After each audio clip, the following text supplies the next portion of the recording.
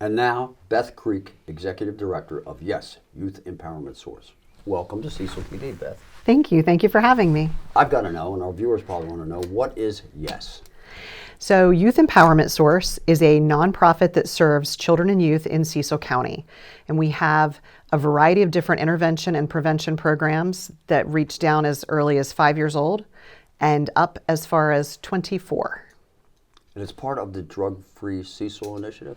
So Drug-Free Cecil Youth Coalition is one of the divisions of Youth Empowerment Source. Oh, okay. So that project nests underneath YES. Okay, so being free of drugs is just one of the many challenges that face youth, and there are others as well, correct? Absolutely. And Drug-Free Cecil is really a student leadership program that empowers students. We have student leaders who meet monthly with our team, and they get leadership investment, and then they go back into their high schools and lead student-led prevention clubs. And we have 41 student leaders right now in the leadership program. And we have had over 4,000 high school students this year who have opted into prevention activities throughout the county because of those 41 student leaders. I do believe you had a rally in March with Cecil TV actually was there and filmed. Absolutely. So every year in the spring, we have a youth prevention rally, and students lead it from A to Z. And they had a multitude of different presentations they made about everything from over-the-counter medicine safety to fentanyl and the dangers of overdose. They spoke to parents about hidden in plain sight and where they could find paraphernalia in spots they might not normally look. And they even talked about youth mental health. So it was a great night. Wow. And you did say 4,000 kids or youth have participated thus far. Mm-hmm. That's excellent. So do you have something coming up on the radar screen?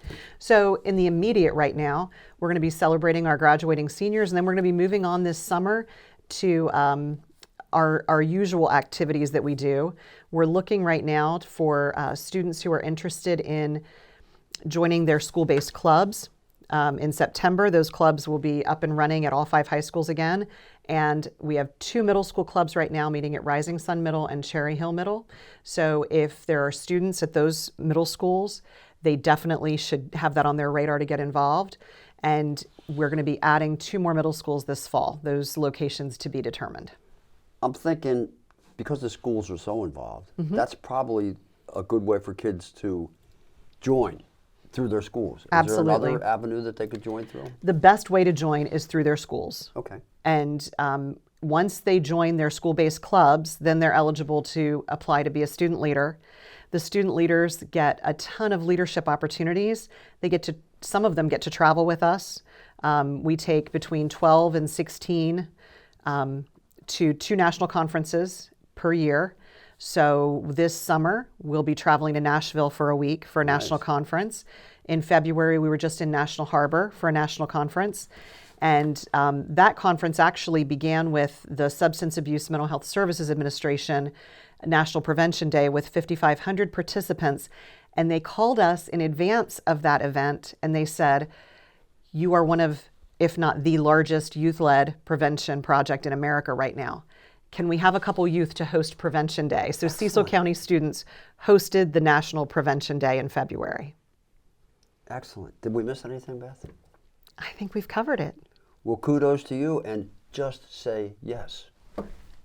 Just say yes.